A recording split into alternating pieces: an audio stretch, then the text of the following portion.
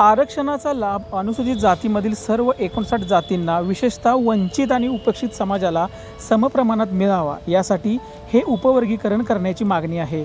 याचे समर्थन म.दा. कृष्णा मादिगा यांच्या नेतृत्वाखाली लढा आता तेलंगणा, आंध्र प्रदेशसह महाराष्ट्रातील जोर धरत आहे, जिथे मातंग समाज आणि इतर छोट्या जातींकडून याला मोठा पाठिंबा मिळत आहे। तसंच काही प्रमाणामध्ये याला विरोधही आहे। त्यामुळे राज्यात या विषयावरून जातीय धुसफूस निर्माण झाली आहे। कायदेशीर बाजू सांगते की सर्वोच्च न्यायालयाच्या निर्णयानुसार तेलंगणा सरकारने अशा प्रकारच्या उपवर्गीकरणाची प्रक्रिया सुरू केली आहे, ज्याचा आधार घेऊन महाराष्ट्रात ही मागणी वाढत आहे। काल झालेल्या सातारा जिल्हा मातंग समाजाची बैठक, यात प्रामुख्याने एकमुखाने या समर्थन देण्याचा निर्णय घेण्यात आला आणि यासंबंधीचे निवेदन जिल्हाधिकाऱ्यांना देण्यात आले। पाहूयात या बैठकीत नेमके काय ठरले।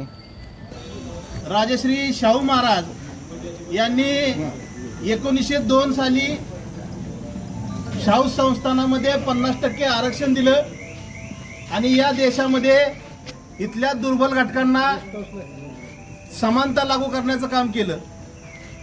तोच धागा पकडत भारतीय संविधानाचे निर्माते डॉक्टर बाबासाहेब आंबेडकर यांनी संविधानामध्ये आरक्षणाची तरतूद केली। आरक्षणाची तरतूद करत असताना जातीला आरक्षण न देता समूहाला आरक्षण दिलं, परंतु गेल्या 76 वर्षांमध्ये समूहामध्ये आरक्षण लागू असताना काही ठराविकच जातीतील लोकांना त्याचा लाभ मिळत होता। या संदर्भानं गेल्या कित्येक वर्षापासून या राज्यामध्ये मातंग समाजातील नेत्यांनी अनुसूचित जातीचं उपवर्गीकरण झालं पाहिजे यासाठीची भूमिका घेतली आणि एससी समाजामध्ये अवकडं निर्माण व्हावं यासाठी संघर्ष केला। आज आम्ही सातारा जिल्ह्यातील सकल मातंग समाज बांधव या ठिकाणी जमलेलो आहोत। आम्ही आरक्षणाच्या बाजूने आहोत।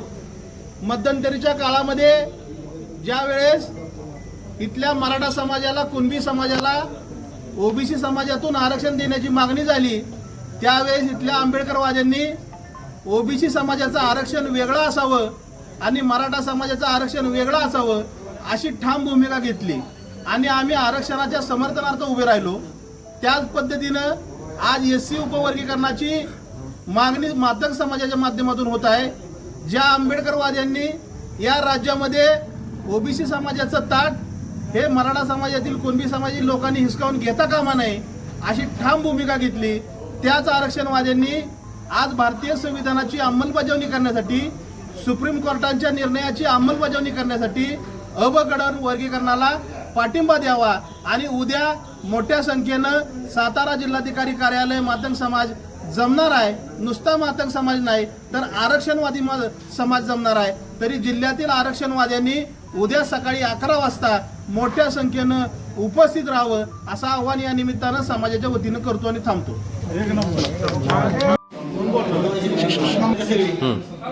आज या ठिकाणी सातारा जिल्हा उपवर्गीकरण समितीच्या वतीनं उपवर्गीकरणासाठी, अनुसूचित जातीच्या उपवर्गीकरणासाठी समर्थन देण्यासाठी अनुसूचित जातीच्या 59 जातीचे समर्थनार्थ आणि मातंग समाजासह इतर जाती यांना बरोबर घेऊन आज या ठिकाणी मिटिंगचं आयोजन केलेलं।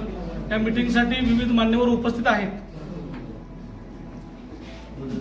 उद्या दिनांक 13 रोजी आम्ही जिल्हाधिकारी कार्यालयावरती निवेदन देणार आहोत आणि ते निवेदन यासाठी आहे की 1 ऑगस्ट 2024 रोजी जे सुप्रीम कोर्ट, आदरणीय सुप्रीम कोर्टाने जो निकाल दिलेला आहे उपवर्गीकरणाच्या संदर्भात अनुसूचित जातीसाठी अबकड वर्गीकरण व्हावं असा निर्णय दिलेला आहे, त्या निर्णयाची अंमलबजावणी तात्काळ लागू करावी। तसेच लहुजी साळवे अभ्यास आयोगाची शिफारशी तात्काळ लागू कराव्यात यासाठी आम्ही उद्या जिल्हाधिकाऱ्यांना निवेदन देणार आहोत। तदनंतर या इथल्या जिल्ह्यातल्या सर्व अनुसूचित जातीच्या इतर जाती ज्या आहेत त्या जातींना बरोबर घेऊन आम्ही येणाऱ्या काळामध्ये जोपर्यंत महाराष्ट्र शासन इथं उपवर्गीकरणाचा कायदा करत नाही तोपर्यंत आम्ही येणाऱ्या काळामध्ये इथं लढा उभा करण्याचा मानस आज या मीटिंगमध्ये आम्ही केलेला आहे आणि तो लढा तीव्र करू आणि निश्चित येणाऱ्या काळामध्ये या जिल्ह्यामध्ये उपवर्गीकरणाच्या लढ्याला लवकरच येशील आणि मोठ्या संख्येनं लोक या उपवर्गीकरणाच्या लढ्यामध्ये सामील होतील अशी धारणा आमची आहे. एवढंच या ठिकाणी सांगतो. आज सातारा जिल्ह्यामधील मातंग समाजातील प्रमुख कार्यकर्ते आणि सर्व पक्ष संघटना यांच्या वतीने अबकडच्या समर्थनात आज बैठक झालेली आहे आणि त्या बैठकीमध्ये समाजाच्या वतीने निर्णय घेण्यात आलेला आहे की उद्या दिनांक 13 रोजी माननीय जिल्हाधिकारी यांना निवेदन देण्याचं आहे आणि त्यासाठी समाजातील सर्व बांधवांनी उद्या जिल्हाधिकारी कार्यालयावर यावे असं मी आवाहन करतो आणि थांबतो. त्या निर्णयाची तात्काळ अंमलबजावणी करण्यासाठी सकल मातंग समाजाने 58 जातीतल्या प्रमुख कार्यकर्त्यांची आज इथे मीटिंग झालेली आहे. सर्व वंचित घटकाला समान न्याय देण्यासाठी या सुप्रीम कोर्टाच्या निर्णयाची अंमलबजावणी होण्यासाठी ती ताकद अंमलबजावणी पूर्ण व्हावी अशी मागणी या निवेदन करतात. सुप्रीम कोर्टाच्या निर्देशानुसार अनुसूचित जातीतील अबकड वर्गीकरणाच्या समर्थन देण्यासाठी आज समस्त सातारा जिल्ह्यातील मातंग समाज आणि इतर सत्सम जातींच्या आज या ठिकाणी झालेल्या बैठकीत